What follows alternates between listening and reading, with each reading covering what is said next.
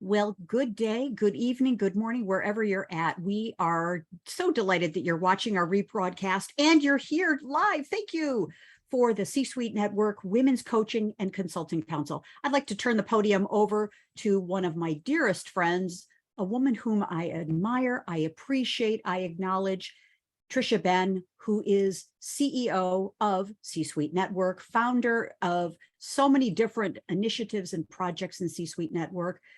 My gosh, leading a initiative to bring the C-Suite Network to 1 billion and beyond.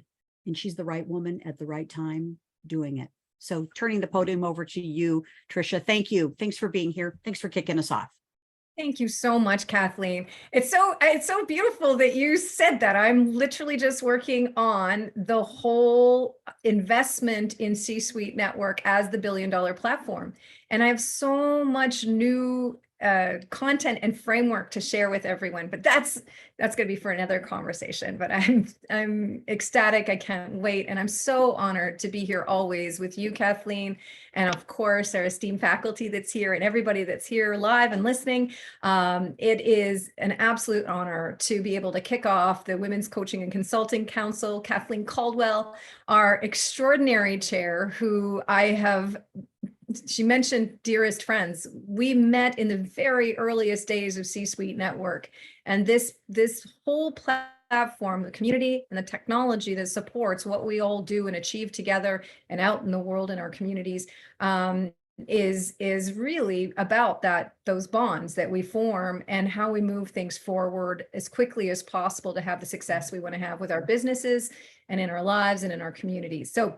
So I am absolutely honored to introduce Kathleen. She's not only the chair of the Women's Coaching and Consulting Council and the founder of it, but also the CEO of Caldwell Consulting Group. She is always leading the way fearlessly in terms of what is critical for women, executives and leaders, and then obviously the influencers that are coaching and consulting and cheering all of us on in our careers and in our own success. She's at the forefront, fearlessly leading in those charges. So I am ecstatic about the conversation and content today.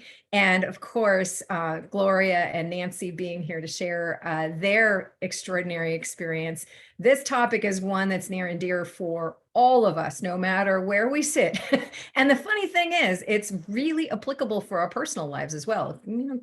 Really help a great deal. So anyway, Kathleen, I'm so honored to be able to hand things over to you, and I very much appreciate your love and your introduction of me, and I pay you forward in acknowledging your incredible power, strength, and inspiration in keeping us all moving forward. So back to you, Kathleen.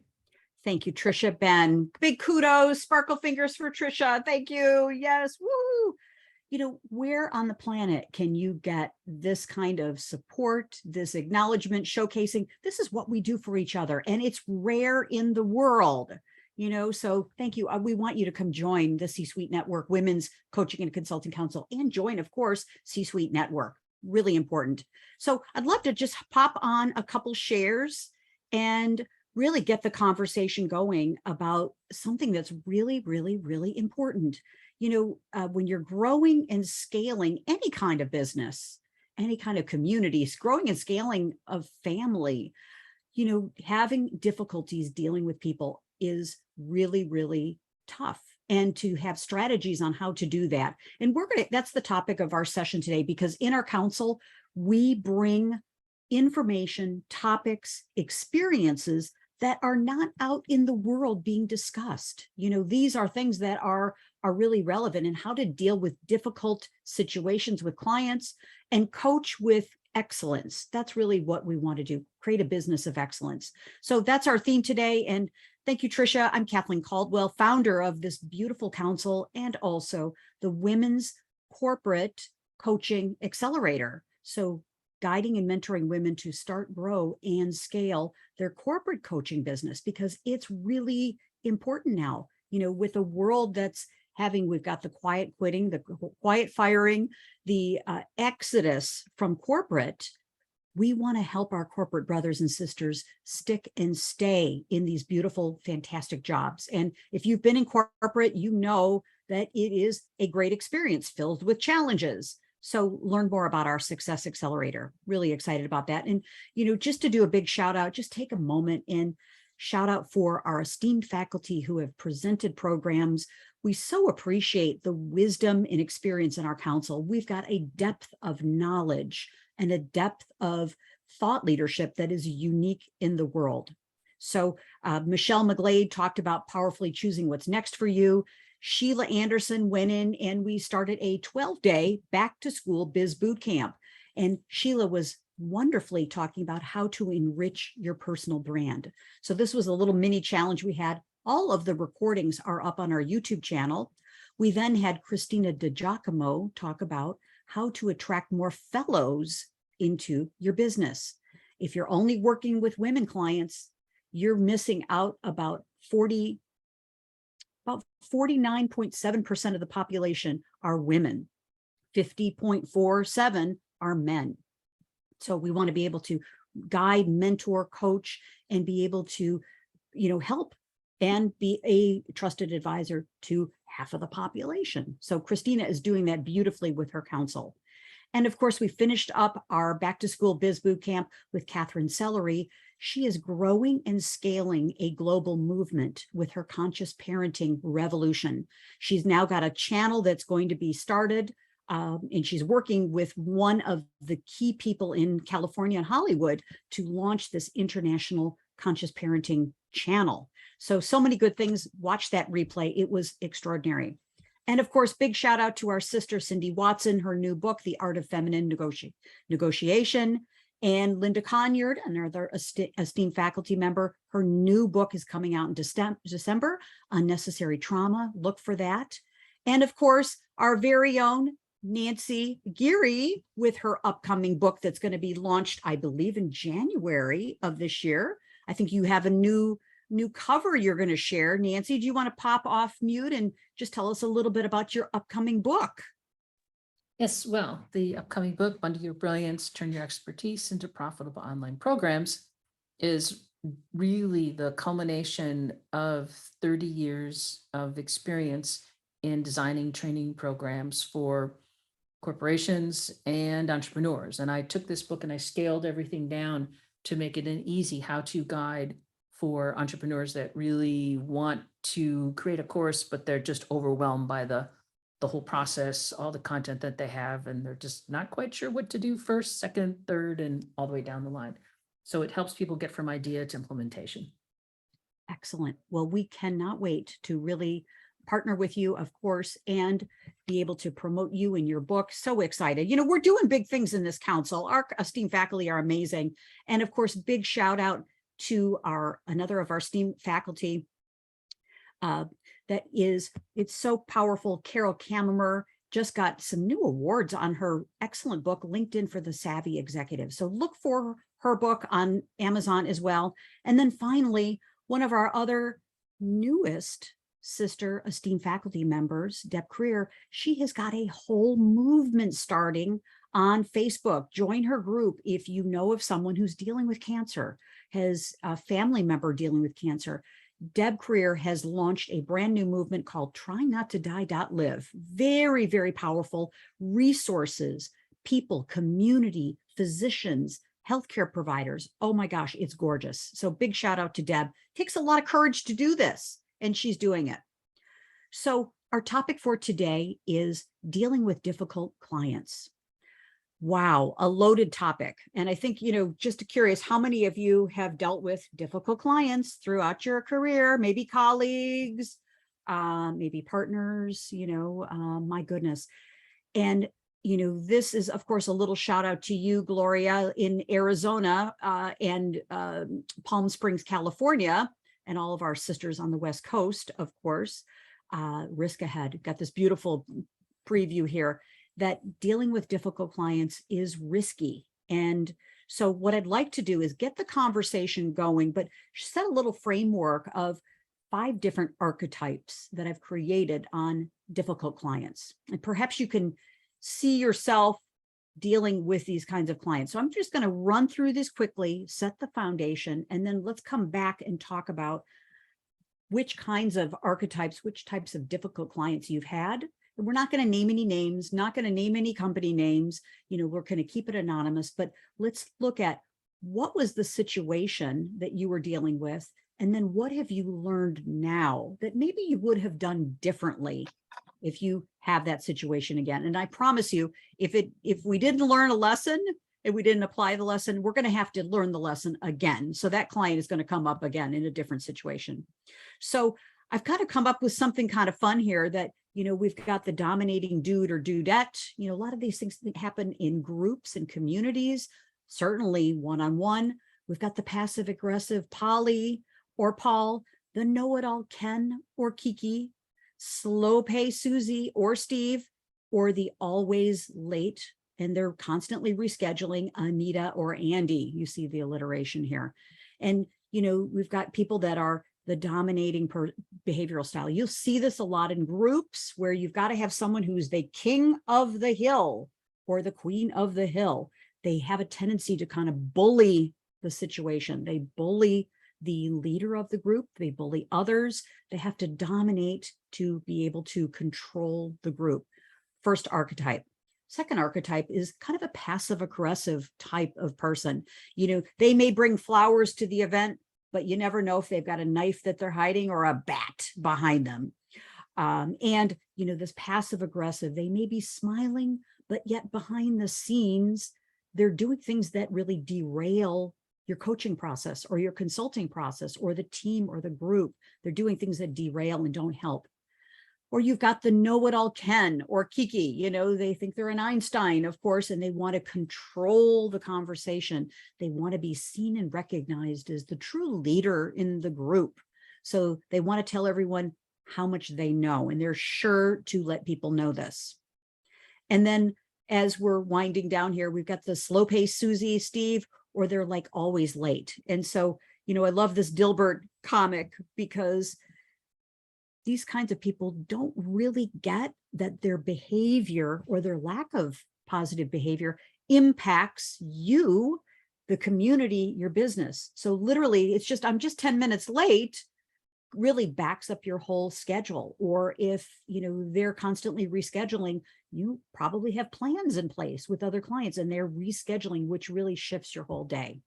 So love to jump off of the slides here and jump into what has been your experience. What would you like to share about any of these archetypes? And perhaps you have more to share. Give us the scenario and what would you have done differently now that you can kind of look back and you've recovered from the trauma from it and you're able to look back on it with a difficult client. Who would love to jump in? I'll jump in with Thank you. with the passive aggressive ones, because I think there are plenty of folks who are passive aggressive and don't necessarily think they're being that way. They're the I like to think of them as the Eddie Haskell types from Leave It to Beaver. That's a lovely, necklace of pearls you're wearing there, Mrs. Cleaver, and playing all nicey, but behind the scenes, they've got a different kind of agenda. And I can think about one experience in a large corporation. It happened to be the head of L&D as we were doing our training. And, for him, it was all pleasantry stuff. And you could quickly determine that he had his own agenda, and that we were brought in and what we were doing was a little at odds with him because he wanted to be the one bringing all of the solutions. And for me, it was really just taking the time to do some active listening, ask him more questions, use the reflecting skill to take the pulse of where he was at on a particular issue, and listening to what his point of view and perspective was. I think in reflecting back on it, I think it worked okay. I think I could have shortened the period of time that it took to really listen to what he had to say, to ask some good questions, and to still keep it moving. I think I could have been more direct earlier on. So really great, Gloria, my goodness. And, these are things that we're not really taught to deal with, that we have to kind of learn while we're doing it and learn on the job and, shorten the process. And you said asking some reflective questions. And, was there a particular was there a particular vibe that you got, or what were the signs that you saw that something was kind of amiss here? So we can all learn from you here. Yeah, good question. The signs were, you could read it in his face. So the words he was saying all sounded fine and supportive and, oh, I think this is good stuff to do. And yet with the expression on his face, you could see he was struggling a bit, not, entirely aligned. And so really it was just the facial expressions and body language with Isn't him. that interesting? Yeah, because Couldn't hide it. passive aggressive people aren't going to be that, that direct with their words, if you will. They'll be supportive in one side, and get those little digs in or yeah, digs in another sentence, right? Yeah. Yes. And maybe to wrap up here, what do you think was really his agenda?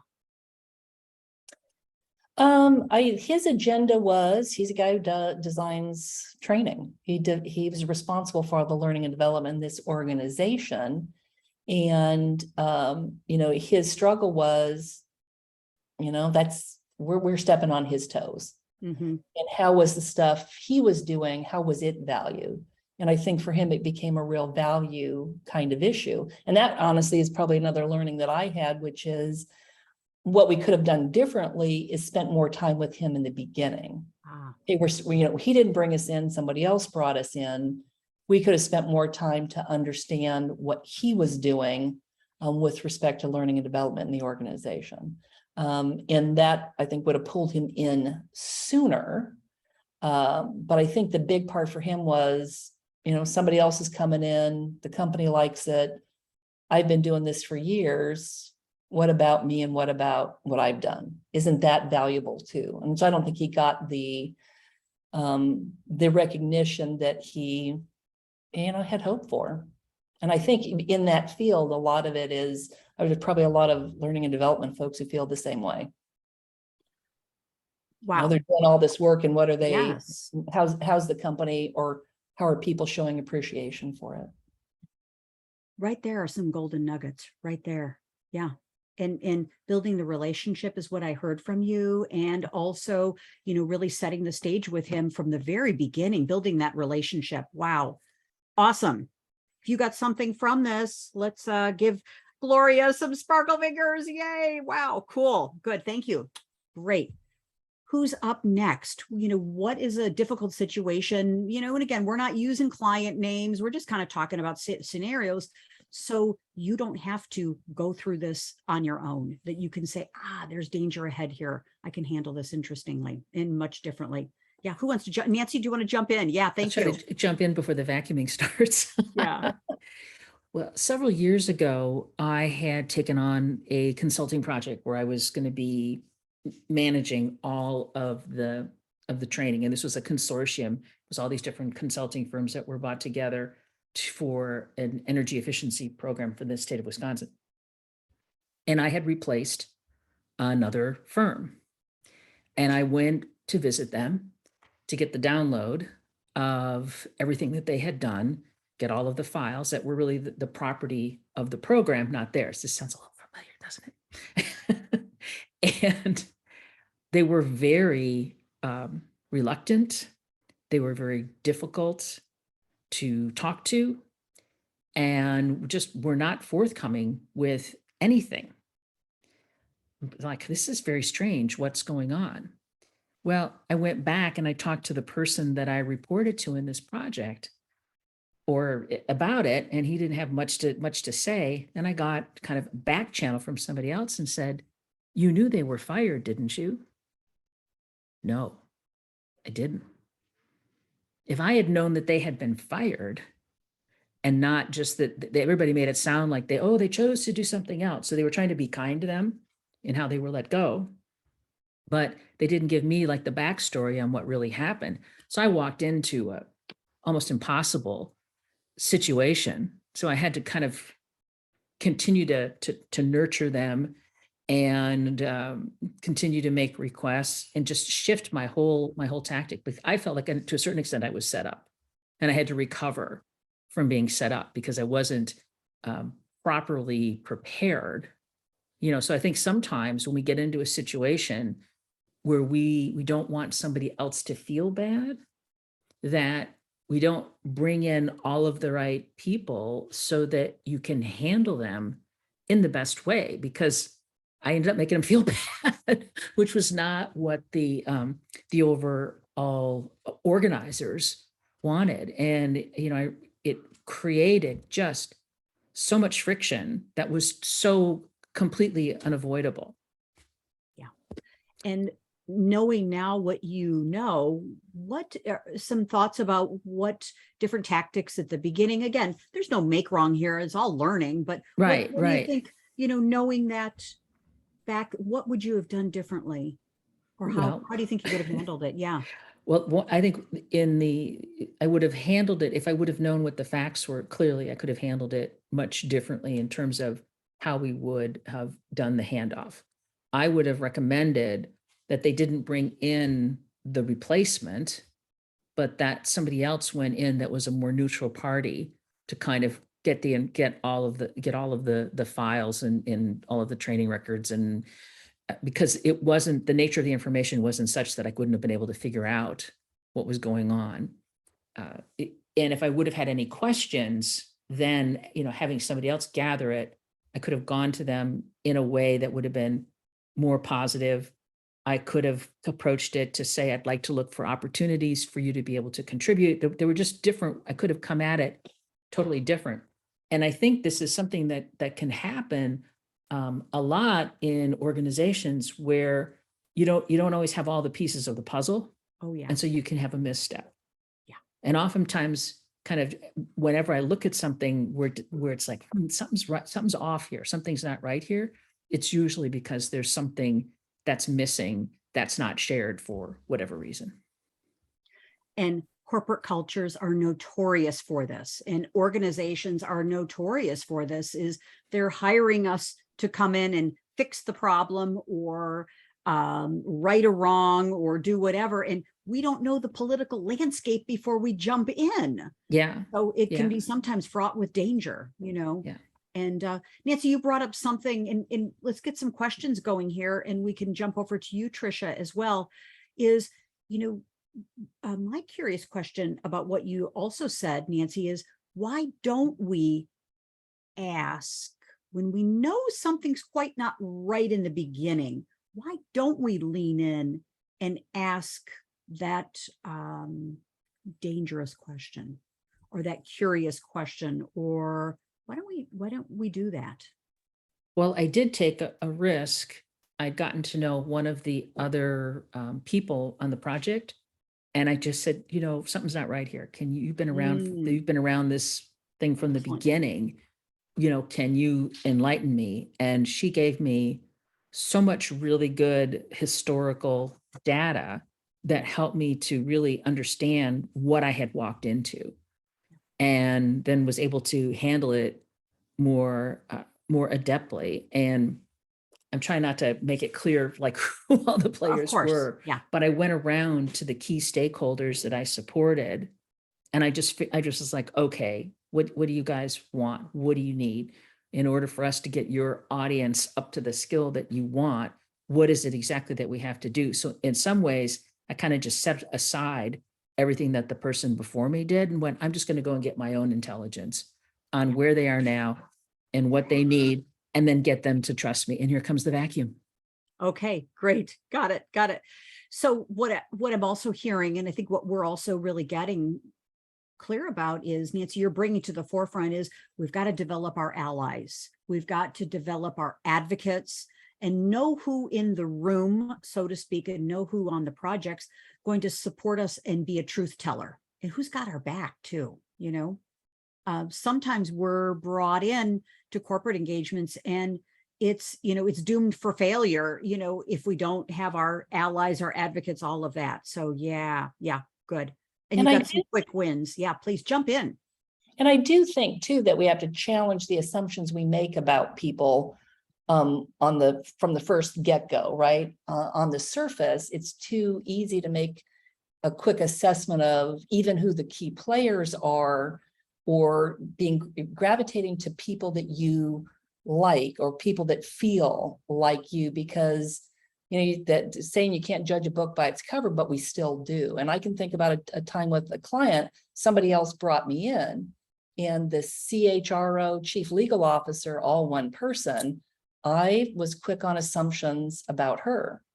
And when I took the time to get to know her, those weren't true. She was a quirky individual. She was more closed off, but once you spent a little bit of time to connect with her, you could see all of the tremendous value that she had, the great sarcastic sense of humor that she had that you didn't expect. And so for me, that was just a reminder of, I think I'm pretty good about giving people a chance and not judging people at first glance, but apparently I did in this case. So it's just a reminder we got to challenge our assumptions.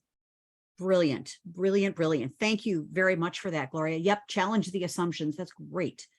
And Tricia, do you want to jump in? We'd love to get your voice in here about difficult clients. You've had such a long, well, you're a young woman, so semi-long and illustrious career, and you've dealt with a lot of difficult clients in your capacity, before C-suite for sure, running a multi-billion-dollar organization, different divisions of corporations and such. So yeah, what have you seen around difficult clients? Kathleen, I love this topic because I think for all of us, and by the way, thank you for the caveats around age. I was just thinking it's more than 25 years in my career so far. And, for all of us, with time, we've worked with that difficult client, whichever type it is, for many years, and that does constantly reoccur. And I'm constantly reminded, it's a great testing field for, have I gotten better at this? You got to gamify it a little bit. So anyway, I am very reflective about this topic because I can't help but first and foremost say you need to really identify inside your own body what's triggering. How do I know this is a difficult client? And so there's something that's triggering for us, right? Whether we see one of those typologies that's really difficult for us, or it's something we're particularly sensitive about in the moment or the scenario we've walked into, as Nancy was sharing, like what is it that's making that person trigger for us?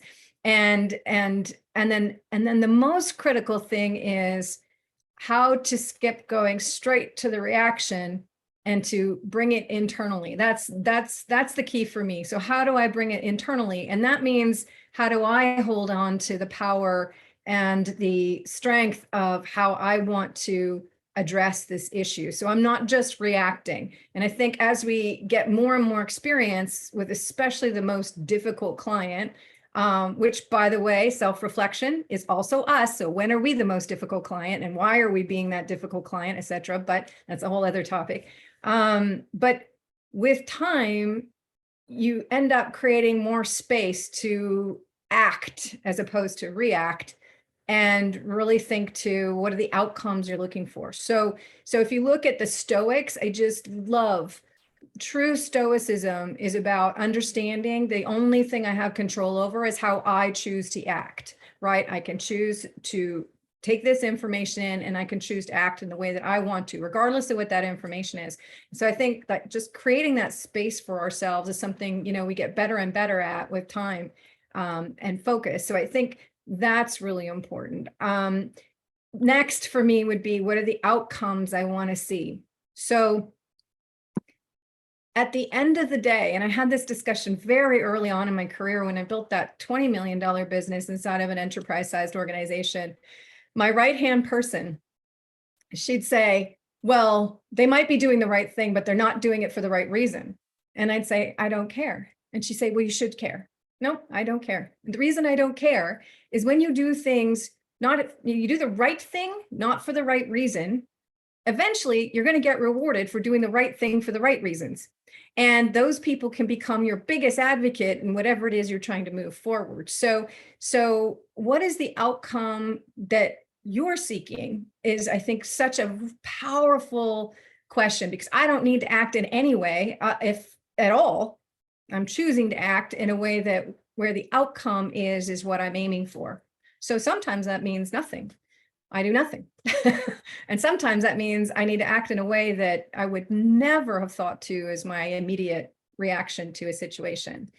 I think also having confidence in ourselves. So really just being steady. A lot of times, and I think everybody here I've known for quite some time now, I'm really steady. It takes a lot to unsettle me. And that's because I know that even when people are being difficult in a moment or going through a really challenging time, if you stay steady, it typically works out. Just staying steady for people.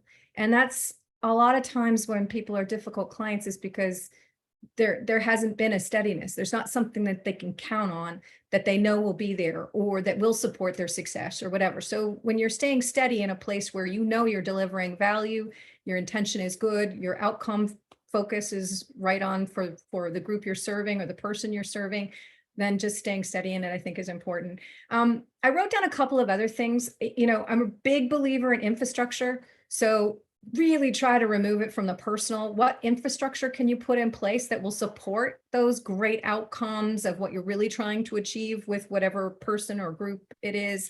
So things like, real clear alignment on mission, values, the framing of what the problem is that you're trying to solve, any of that kind of infrastructure can be very useful to take it away from the personal, because difficult people, typically it's been personalized.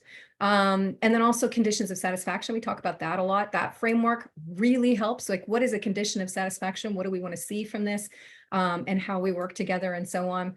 I guess another two things. One, I would say don't accept bullshit.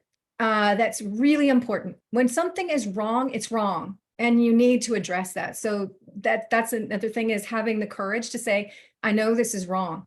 And that does feel uncomfortable. It does feel risky, but sometimes you just have to call that elephant out in the room. And I would also say, as a coach, consultant, in that role, in that capacity, walk away from your non-wow client. You do not have to work with somebody you do not love. That's not your wow client.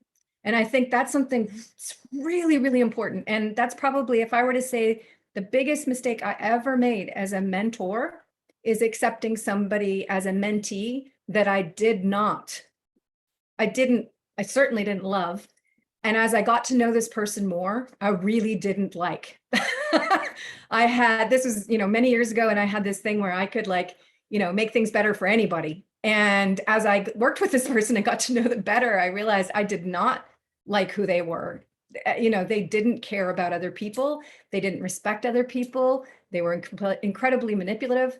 And I sort of fell out of mentoring, as opposed to just saying right up front, this is not the right fit for me. And so, when you ask Kathleen, what's one thing you'd go back and change? I would have gotten out of that a lot faster, because there's no way I could serve that person in a capacity that would make sense.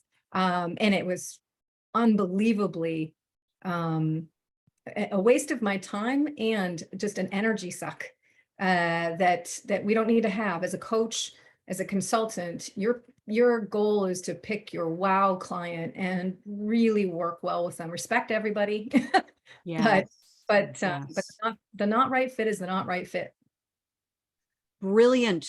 I'm writing notes here as I'm listening, and Sheila Anderson is writing down notes and putting in the chat. Trisha, really, really, really great.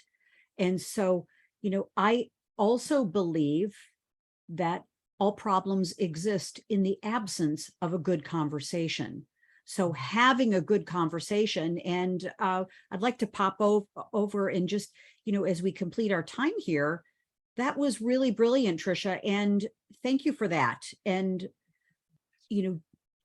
we're not looking for perfection here, folks. We're looking to have progress and moving towards progress to working with wow clients. And so, for me, a couple things that are important, and you said a lot of these things, Trisha, we didn't plan this in advance, so it's good, is, understanding, I believe, how to deal with difficult clients is, first of all, understand their behavioral style, encourage them to know thyself.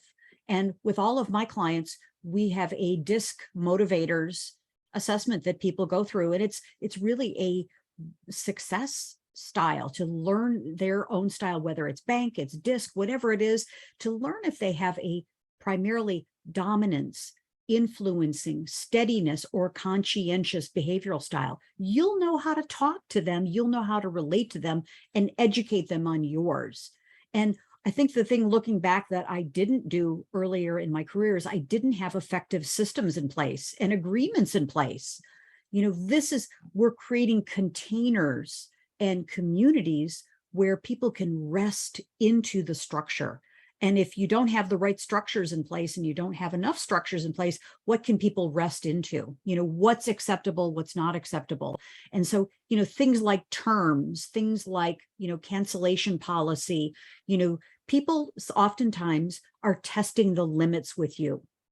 Sometimes we show up as parental figures, so people innately are testing the limits and they're testing boundaries. And so finding out the tolerations, they may not even be doing it consciously. They may be doing it subconsciously. So leaning into the systems and engaging in courageous conversations. This is an opportunity for growth. It's an opportunity to move closer to the other person. And Trisha, I really appreciate so much what you said. Everybody doesn't have to be our client. And to work with the people that we love to work with and they love us. And it's maybe love is a strong word here, but there's mutual respect and your values are being honored and you're honoring your client's values as well.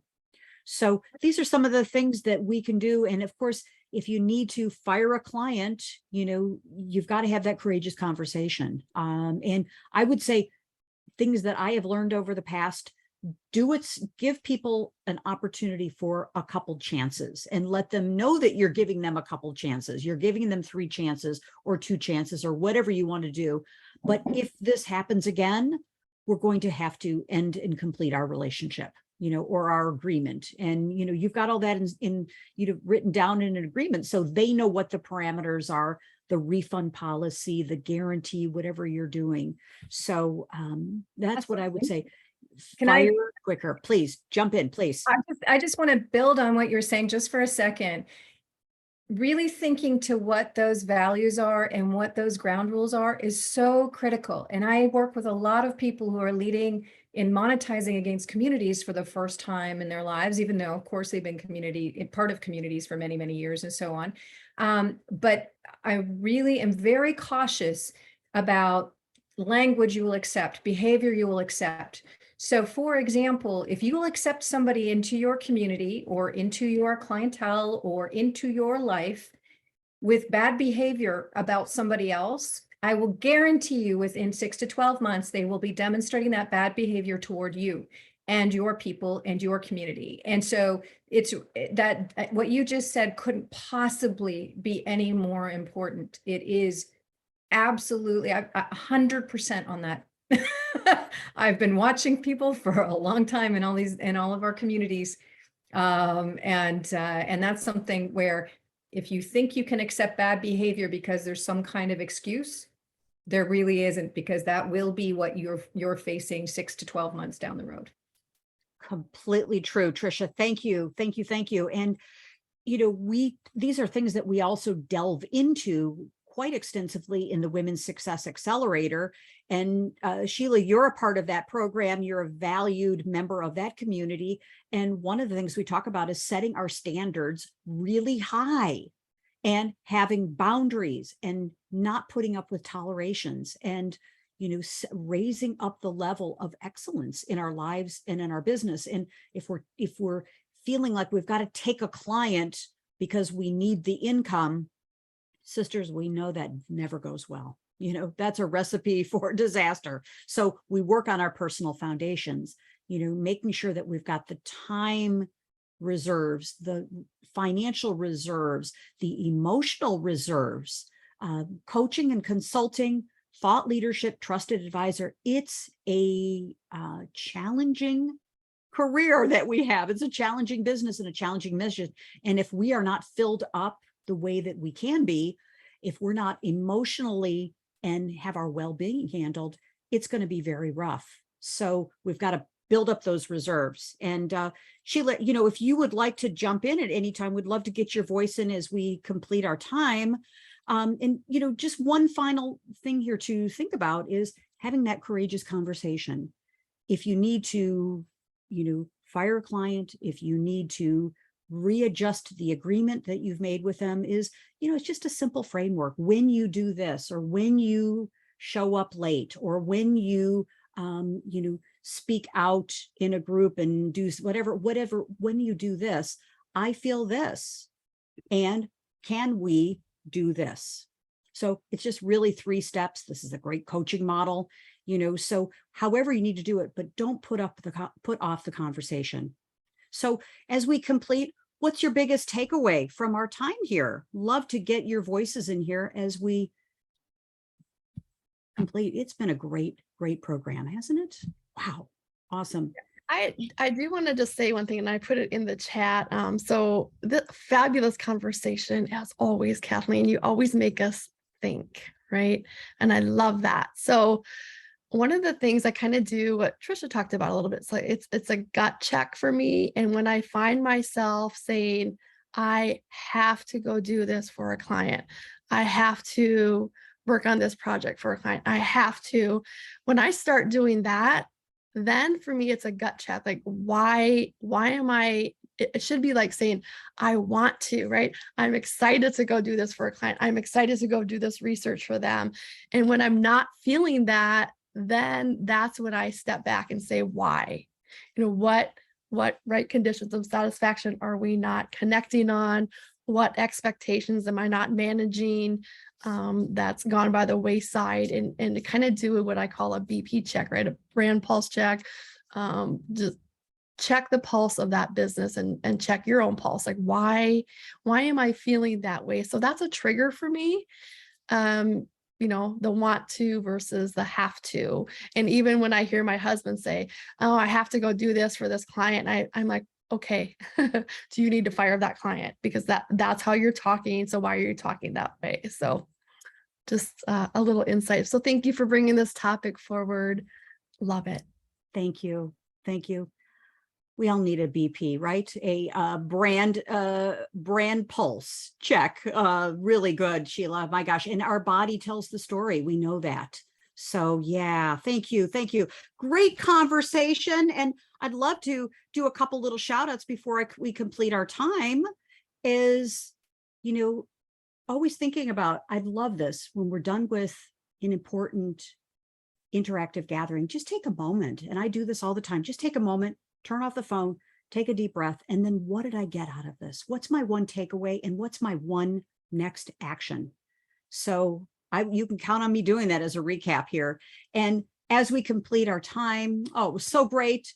Let's welcome our newest esteemed faculty members, Nancy Geary, Kathy Dirksen, Linda Conyard, Michelle McGlade, LaTanya Pouncey, Trisha Bright, and Gloria St. Martin Lowry. So grateful that you're here. Big shout out. Thank you. And we've got tremendous programs. Oh my goodness. Come join us on our Saturday morning Women's Success Circle. It is delicious. Bring your cup of coffee, 11 a.m. Eastern. Very powerful. We talk about stuff. There's no PowerPoint slides. There's no recording. It's real. It's awesome. It's delicious. I will tell you. So come, it's 27 minutes. And you know, I love the number 27. 27 means new beginnings and new adventures. So come join us. And of course, we're having a 3-day challenge next week. Oh my goodness. How to unlock the corporate coaching code. There's a code to getting into corporate. And whether you're a consultant, coach, trusted advisor, thought leader, and we're going to be talking about how to unlock that code next week, Tuesday, Wednesday, Thursday, really powerful, just 57 minutes a day. It's really going to be great. And then for our third event of the month, major event, we're going to talk about how to start, grow, and scale your groups, your masterminds, and your inner circles. How you can break into corporate and you can be running these types of really powerful groups in corporations, in associations, organizations. It's a very exciting opportunity. So come join us. That's in 2 weeks. And then finally, we're here because we want to help you shine. That's what we're here to do. And we want to promote you, highlight you, showcase you, give you a platform. Because if you're one of the, I think it's now like close to 100,000 or more Coaching Federation members, how do you rise to the top and be known? Well, join C-Suite Network, join our council. Okay, love to do that. Let's have a conversation. We'll talk about your next steps. And so book me on Calendly at Kathleen Caldwell. Love to have a conversation about how to accelerate you and your business and your thought leadership. So with that, thank you. Thank you. Lots of love to you. 57 minutes. We promised, we deliver. Have a beautiful day, ladies. Bye-bye. Bye-bye. Thanks. Bye. Bye. Thank you.